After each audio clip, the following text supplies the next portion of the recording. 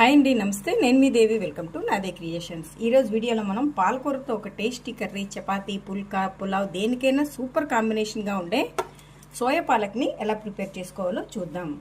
ఇది చాలా బాగుంటుందండి. చపాతీకైనా, పుల్కాకైనా, అలాగే బిర్యానీకి అయితే మంచి కాంబినేషన్.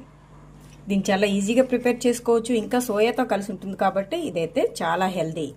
మరింత సింపుల్గా ప్రిపేర్ చేసుకునే ఈ కర్రీ ఎలా చేసుకోవాలో ఇప్పుడు మనం చూద్దాం.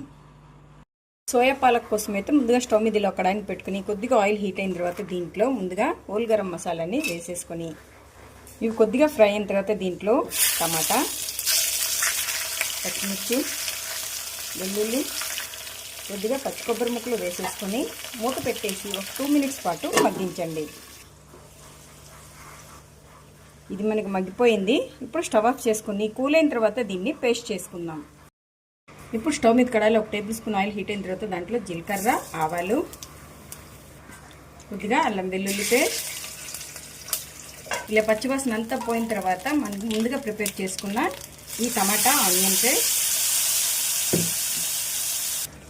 జార్ కూడా కడిగేసి కొద్దిగా వాటర్ పోసేసుకొని మీ టేస్ట్కి సరిపడా సాల్టు, కొద్దిగా పసుపు, ధనియాలు, జీలకర్ర పొడి, గరం మసాలా, వీటి టేస్ట్లన్నింటినీ బ్యాలెన్స్ చేయడం కోసం ఒక 1/2 స్పూన్ వరకు షుగర్ వేసేసి ఒకసారి కలిపేద్దాం.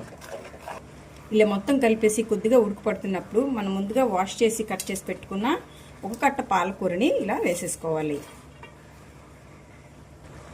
అలాగే వేడి నీటిలో ఉడికించి కొద్దిగా పిండేసుకున్న ఈ మీల్ మేకర్ని కూడా వేసేసుకొని ఒకసారి బాగా మిక్స్ చేసేసుకోండి. ఇలా మొత్తం కలిపేసుకున్న తర్వాత మూత పెట్టేసి మధ్య మధ్యలో చెక్ చేసుకుంటూ లో ఫ్లేమ్లో ఒక 10 మినిట్స్ పాటు ఉడికించండి. ఈ కర్రీ అయితే మనకి రెడీ అయిపోయింది.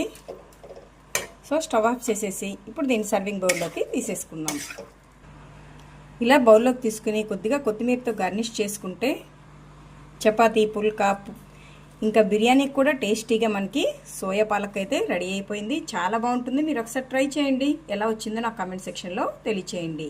మరిన్ని టేస్టీ రెసిపీస్ కోసం నాదే క్రియేషన్స్ని సబ్స్క్రైబ్ చేసుకోండి. Thank you for watching.